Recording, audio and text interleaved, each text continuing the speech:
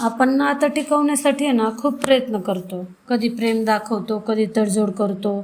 पण तुम्हाला माहिती आहे का, की नात्यामध्ये काय असावं, कसं असावं याच्यापेक्षा आहे ना, काय चुकूनही नसावं हे समजणं जास्त महत्त्वाचं असतं. अनेकदा आहे ना आपण प्रेमाच्या नावाखाली जोडीदाराच्या अशा काही गोष्टी सहन करतो, ज्या आपल्या मानसिक आरोग्याचा टोटल बळी घेतात. आज मनशक्ती नेटवर्कच्या या भागात आपण अशा 5 गोष्टींवर रोखठोक बोलणार आहोत. जर त्या तुमच्या नात्यात असतील तर समजून जा की तुम्ही तुमच्या नात्यात नाही, एका मानसिक तुरुंगात जगत आहात. सायकोलॉजीनुसार तुमच्या नात्यात या 5 गोष्टी चुकून पण नसावा. नात्यामधले ती 5 विष आहेत. एक म्हणजे कंडिशनल लव्ह. तू माझ्यासारखं वागला तरच मी तुझ्यावर प्रेम करेन. प्रेम कधीही अटींवर नसतं. जिथे अटी येतात तो व्यापार होतो, नातं नाही. Guilt tripping. प्रत्येक चुकीसाठी किंवा वादासाठी तुम्हालाच दोषी ठरवणं. तुझ्यामुळं माझं आयुष्य खराब झाले, तू असं केलंस म्हणून असं, तुझ्यामुळं असं असं म्हणून तुमच्या मनात अपराधीपणाची भावना निर्माण करणं हे मानसिक छळाचं रूप आहे. कंपॅरिझन. तुमच्या जोडीदाराची तुलना सतत दुसऱ्याच्या जोडीदाराशी, मित्रांशी करणं. तुलना जिथे सुरू होते ना तिथे समोरच्या व्यक्तीचा आदर पूर्णपणे संपून जातो. चौथं म्हणजे पास्ट खोदून काढणे.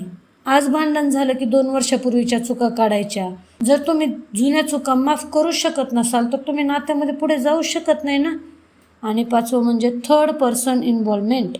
तुमच्या दोघांमधल्या वादामध्ये ज्यावेळेस तिसरा माणूस, मग तो भले मित्र असू द्यात किंवा नातेवाईक, निर्णय घ्यायला लागतात ना आणि तुम्ही त्यांच्या हा मिळवायला लागतं ना, बस संपलं. नात्याची खाजगी भिंत टोटल ढासळली. लक्षात ठेवा, नात्यामध्ये प्रेम 2 दिवस कमी असेल तरी चालेल, पण आदर 1 सेकंदही कमी नसावा. जर तुमचा जोडीदार लोकांसमोर तुमचा अपमान करत असेल ना, तुमच्या स्वप्नांची थट्टा उडवत असेल किंवा तुमच्या मानसिक पातळीवर कमी लेखत असेल तर त्या नात्याला तिथंच पूर्णविराम दिलेला बरा.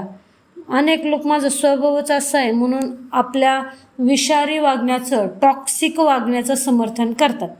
स्वभाव बदलता येतो, पण जर बदलण्याची इच्छाच नसेल तर स्वतःला त्या नात्यामध्ये अजिबात संपवू नका. तुम्ही स्वतःची किंमत करायला शिका, कारण जो स्वतःचा आदर करत नाही ना त्याचा आदर जगही करत नाही.